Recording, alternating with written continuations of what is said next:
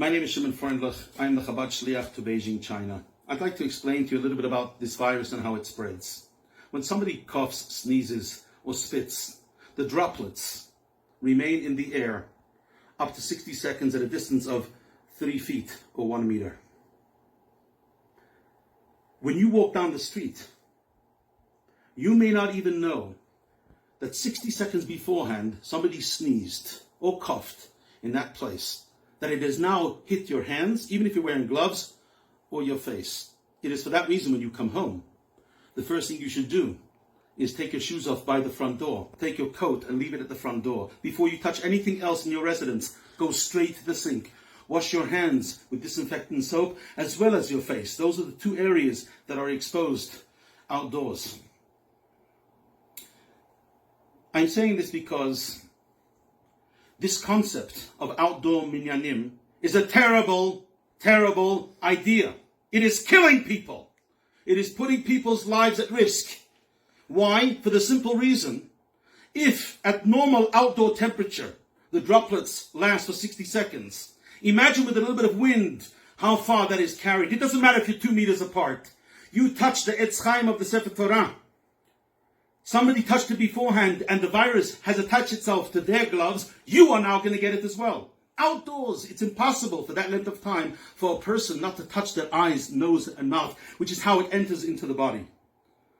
And I want to know if it is really okay by all the medical experts and professionals to have minyanim outside at a distance of 2 meters. Why does Misrad HaBriyut, the Ministry of Health in Israel and all over the world, and the CDC, the WHO, why do they come out and say it's okay to go to the beaches, it's okay to go to the parks, it's okay to go to the public playgrounds, just keep 2 meters away? Why don't they put police over there, making sure people are 2 meters apart, and then it would be safe?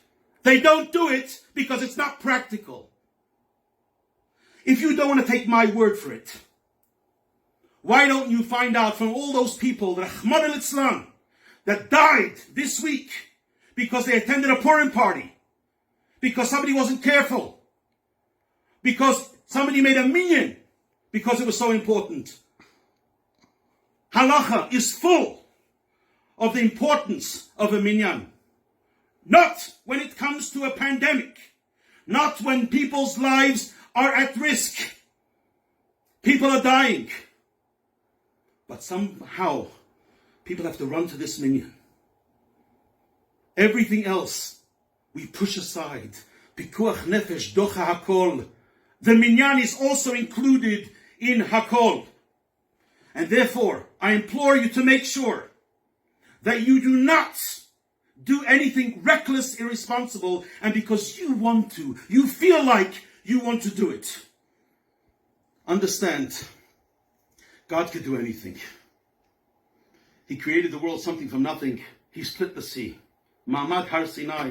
He gave the Torah Mount Sinai. God can take care of this pandemic. But we need to be responsible. We are fighting an invisible enemy. Because you can't see it doesn't mean it doesn't exist. And people say to me, yes, but my rabbi said it's okay. And I want to tell you something. I'm not questioning the knowledge of your rabbi. I'm not questioning his intellect. But I look in this week's parsha, in the Torah. What does the Torah say?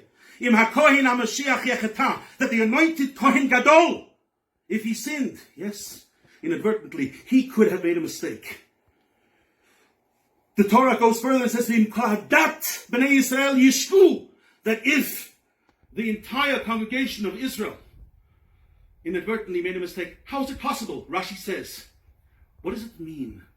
Kohadat Yisrael, it means Sanhedrin. Imagine, we know one of the Sanhedrin that we just read about was Mordechai Tzaddik. Yes, according to Rashi, Mordechai Tzaddik can make a mistake and cause an entire nation to make a mistake. So therefore, I am talking now both to Rabbanim, to Dayanim, to community leaders. I'm talking to the layman, I'm talking to the mitpalel.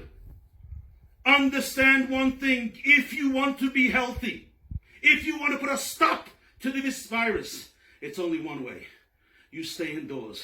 And you'll do it. When I was in China, everybody called me. They wanted to know, how is it that I didn't get infected by the virus? How is it that my community didn't get infected by the virus? And everybody took my word for it then.